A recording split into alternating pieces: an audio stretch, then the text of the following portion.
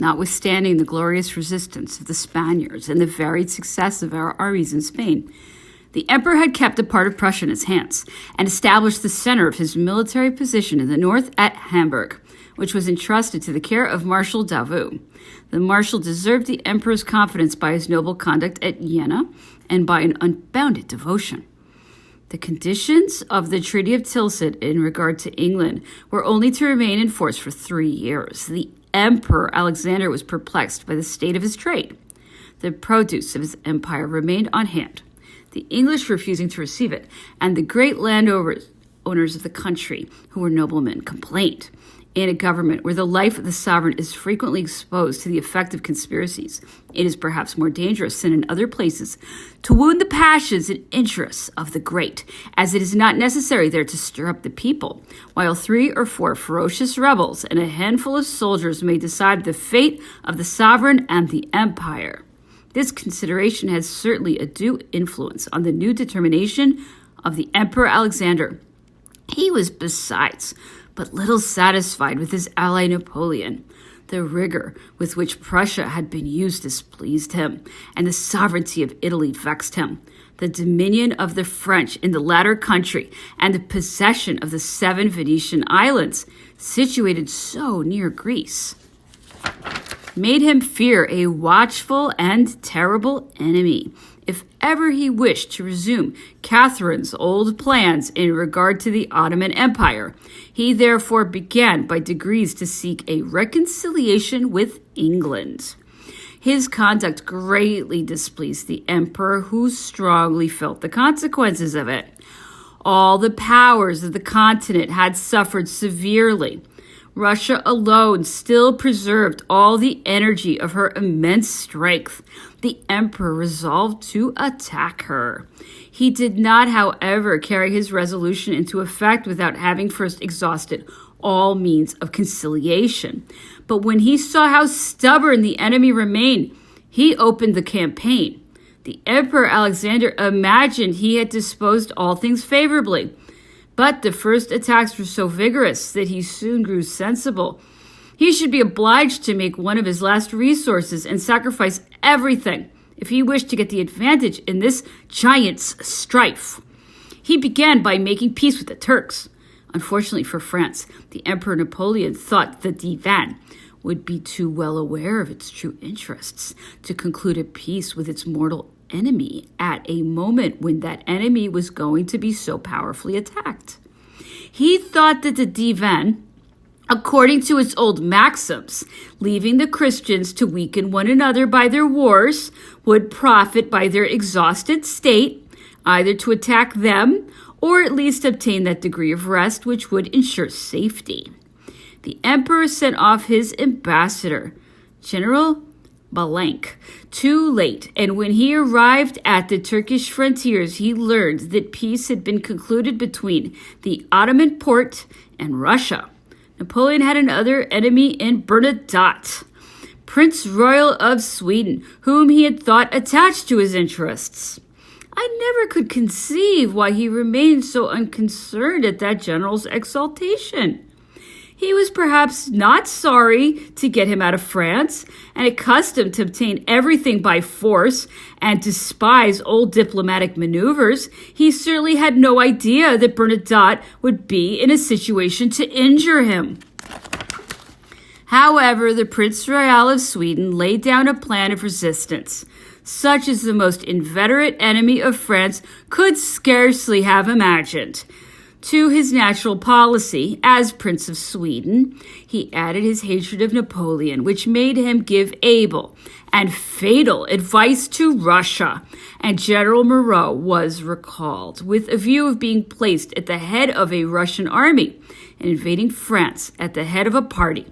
The campaign, which had begun in so brilliant a manner and which with a little more prudence the emperor would have concluded in good time, owed a part of its disasters to the fatal conviction of Napoleon that his enemies would always yield and that accumulated humiliation would never produce anything but ineffectual fury. I have often heard it repeated that the King of Naples greatly contributed to our misfortunes by keeping the emperor in a fatal security. The Russians caressed that king. They intoxicated him with perfidious praises, which unfortunately had too much power over his mind. He was, they said, the hero of the French, the Du Guesclin, the Bayard of his age. He was the prop of the throne and the support of national glory. It was with him alone that they would consent to treat. Every concession that could be made without danger, they would offer to him, happy if he deigned to accept their terms. The return of a courier sent to the Emperor Alexander was looked for with impatience, and then peace was to be immediately signed. The King of Naples, who had already entered into private engagements with Russia for the preservation of his Neapolitan throne, was delighted by finding in the Russians a fresh security. He therefore kept the emperor in an illusion, which, to say the truth, he shared himself, though the still burning ruins of Moscow ought to have taught them that a sovereign capable of taking such a step would never sign a disgraceful peace. In fact, the Russians were already preparing to harass, by all possible means, the French army in its retreat. The disasters of that campaign are known. While they were going on, the city of Paris witnessed a prodigy, such as is often seen on the eve of the great convulsions of nature. What all Europe in arms had not dared to plan for the last 20 years, namely, the conquest of Paris. A single man in prison without friends, money, or reputation was bold enough to attempt and almost succeeded. I had served with Mallet as staff officer in 1793. He was a man of an extraordinary turn of mind. His manners were eccentric, and he was tormented with a deep melancholy that made him morose and disagreeable to his comrades. The ascension of Bonaparte to the throne had displeased him, and he had not attempted to hide his feelings. The loss of his liberty, added to the grief of seeing his career stopped when so many officers of younger standing than himself rose to the highest rank and acquired great reputation, made him take a part in an ill-conceived conspiracy consisting of those old remains of brawling Jacobins who take no counsel but their rage and have no means of realizing their wretched projects. Mallet was discovered, and the particulars of the plot having been laid before the eyes of the emperor, he shrugged up his shoulders through contempt. After some years' imprisonment, Mallet obtained leave to remove to one of those private hospitals, Maisons de Santé, which surround Paris, and which were for the police a sort of seminaries, where they kept, subject to a severe supervision, all such persons who could not be convicted, but whom, however, it would have been dangerous to set entirely free. We had remained during 26 days without any accounts from the army. Sinister reports were beginning to circulate when Mallet, after having combined his plan with the Abbé Constant, a companion of his captivity, found means to get out of prison, dressed in a field marshal's uniform, and went at 4 o'clock in the morning to the barracks of the Municipal Legion. Having called up the colonels, who was still asleep, he told him with an air of dismay that the emperor was dead, that the Senate was assembled to restore the Republican government in France, that he, Mallet, who had been appointed commander of Paris, wanted 600 men of the regiment to go to the Hôtel de Ville and protect the Senate that was assembling there. At this fatal news, the colonel was at first seized with alarm, and his grief for the death of the emperor made him shed tears. The disorder of his mind did not permit him to reflect on the news he had heard, nor cast his eyes on the suspicious person that stood before him. He ordered the guard to assemble, and, overwhelmed with consternation, left Mallet master of his forces. The name of a republic, which recalled to mind licentiousness, was a counterpoise to the death of the emperor. The most brilliant promises and temptations were held out. The officers all believed what Mallet chose to tell them.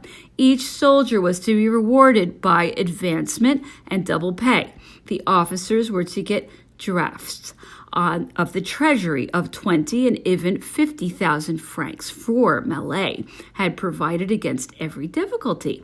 He soon got together 400 men, at whose head he went to seek his accomplices, and the future ministers of France in the prison of La Force. In that prison, there had been in confinement for some time an adjutant general named Guidal and General La Hortense, of whom I have already spoken. Both had served with Mallet, but had heard nothing more of him, and were totally ignorant of his plans. Mallet entered the prison, claimed his 2 old comrades, and told the great news. The jailer refusing to deliver his prisoners, he signed their liberation, introduced 200 men, and went to La Hortense's chamber. The first words Mallet said to him were, "You are the Minister of Police. Rise, dress yourself, and follow me." Poor La Hortense, who now saw for the first time during the lapse of 12 years a man whom he had never looked upon as quite compomenté, sane, imagined all he heard was but a dream, and rubbed his eyes while looking at him.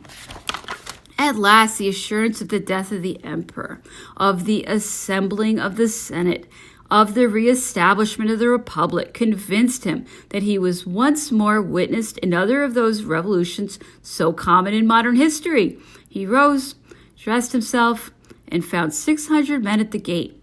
With Guidal by his side, he immediately went to the Minister of Police, who was still in bed. The soldiers entered quietly and without any obstacle. When finding the door of the minister's chamber locked, they broke it open with the butt ends of their muskets.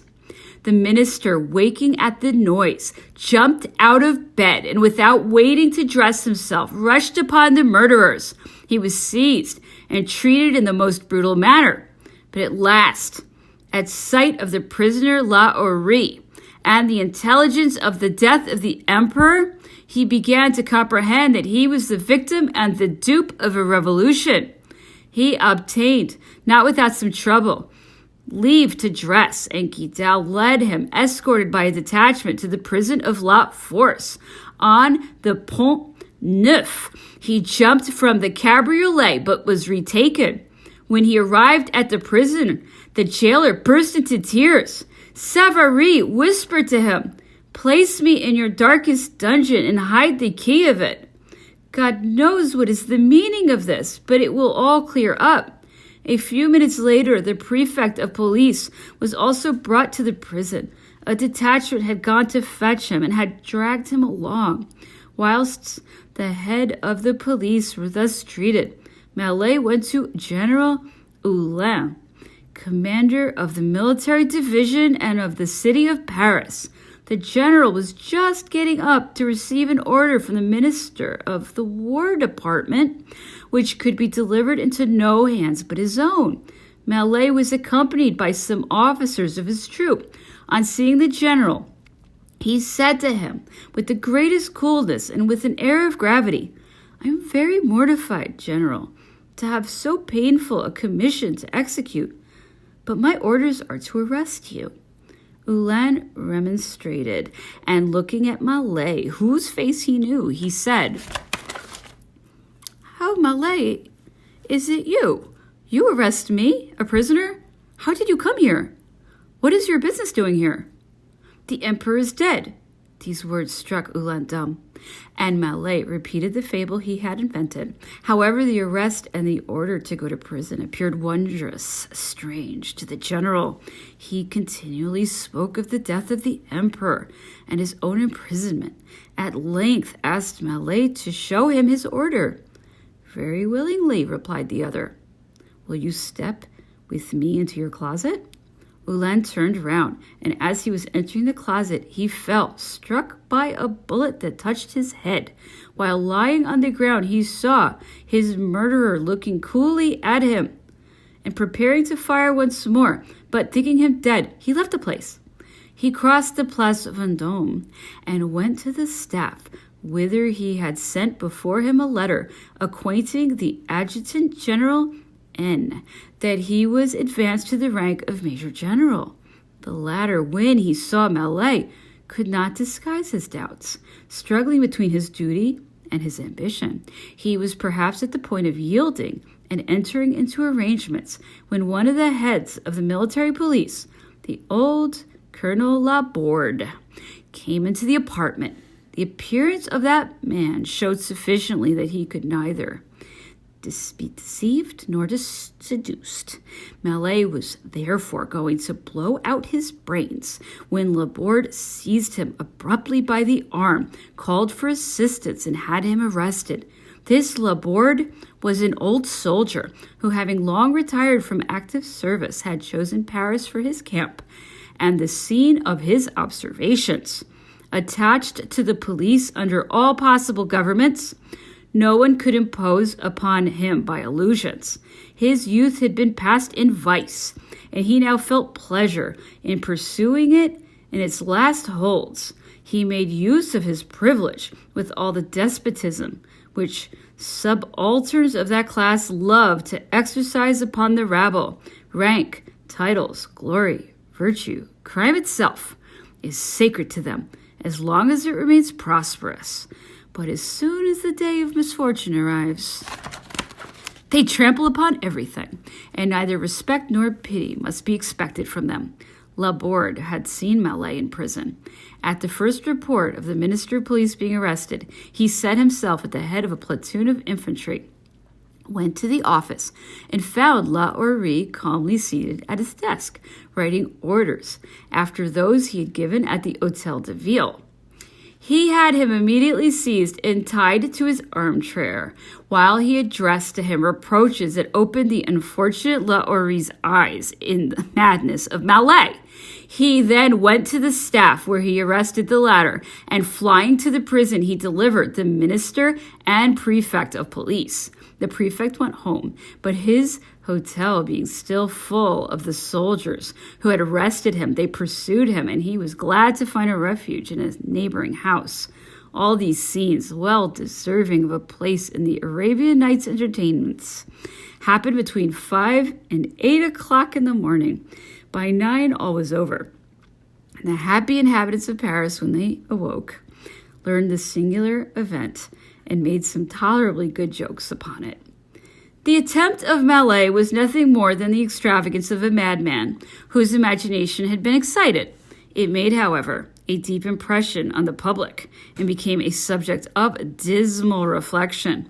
In the following year, the Royalists did not fail to place Malet among the number of their martyrs, and honored with the name of a Bourbonian attempt, the mad freak of a man who, far from ever having belonged to that party, had always been worked upon by Republican ideas. His plan was a sufficient demonstration of that. He had planned the assembling of the Senate. He had spoken of nothing else to the soldiers than the reestablishment of liberty and the Republic, and he could only hope to succeed by stirring up the lowest classes of the people. Would the confusion have been considerable and long enough for him to have succeeded in case the emperor had really been killed? I do not believe it, but at least I must suppose, from the knowledge I had of his character, that he would not have fled, but would have committed suicide. The noble firmness he showed until the moment of his death is proof of that. A few days after he had been arrested, news was received from the emperor. He was by no means disconcerted and expressed no other feeling than that of regret for the loss of liberty and the prolongation of the emperor's despotism. The most incredible thing was that in the midst of the confusion, during 3 hours, nobody thought of the empress or her son. The prefect of the department had quietly slept at his country seat in the forest of Vincennes. He was coming home on horseback when an express met him and delivered to him a note wherein he found, written with pencil, these 2 words: Fui Imperator. At first they appeared inexplicable. The express had not waited for an answer, and it was only after a good deal of reflection and after having read the note 4 times that he at last understood it. He hastened to the Hôtel de Ville, where he found everything in confusion, and General Lavalette already giving orders for the assembly. He then burst into tears and found no other resource but submission. The colonel, who first had been surprised by Mallet, did not show either more firmness or more presence of mind than the prefect. All those who had been surprised by the news carried their reflection no farther. It seemed as if everything was over by the death of the emperor, and that he had taken along with him not only the secret of the government, but all the foresight and energy of those who were devoted to him. There is not the least doubt.